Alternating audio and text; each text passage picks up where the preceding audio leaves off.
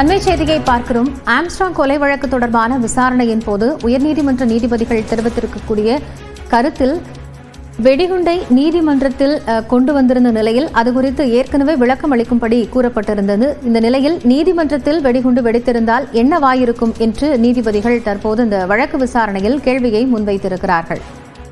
அனைவரின் பாதுகாப்பு சம்பந்தப்பட்ட விஷயம் என்றும் நீதிமன்றம் கூறியிருக்கிறது. கூடுதல் தகவல்களை செய்தியாளர் மதனிடம் கேட்கலாம்.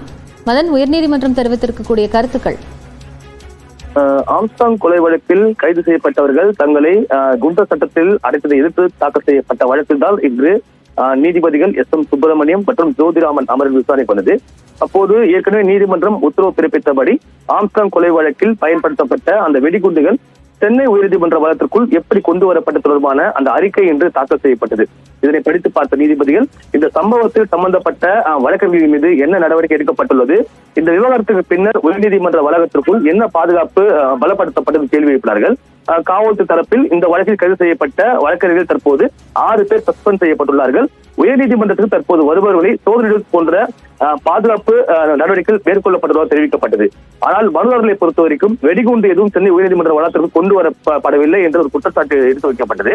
இதையடுத்து நீதிபதிகளை பொறுத்தவரைக்கும் உயர்நீதிமன்ற வளாகத்திற்குள் கொண்டு வரப்பட்ட வெடிகுண்டு வெடித்திருந்தால் என்ன மாதிரியான விளைவுகள் ஏற்பட்டிருக்கும் என்பதை யோசித்து பார்க்க வேண்டும் என்று தெரிவித்தார்கள். அது மட்டும் இல்லாமல் இது அனைவருடைய பாதுகாப்பு சம்பந்தப்பட்டது என்று தெரிவித்தார்கள். எனவே உயர்நீதிமன்றத்தில் பாதுகாப்பை பலப்படுத்துவது முக்கியமானது. இது குறித்து காவல்துறை மற்றும் மத்திய தொழில் பாதுகாப்பு படை உள்ளிட்ட அனைவருமே ஆலோசனை செய்து ஒரு அறிக்கை தாக்கல் செய்ய வேண்டும் என்று உத்தரவிட்டு இந்த வழக்கு மீண்டும் நாளை மறுநாள் தள்ளி வைக்கப்பட்டுள்ளது.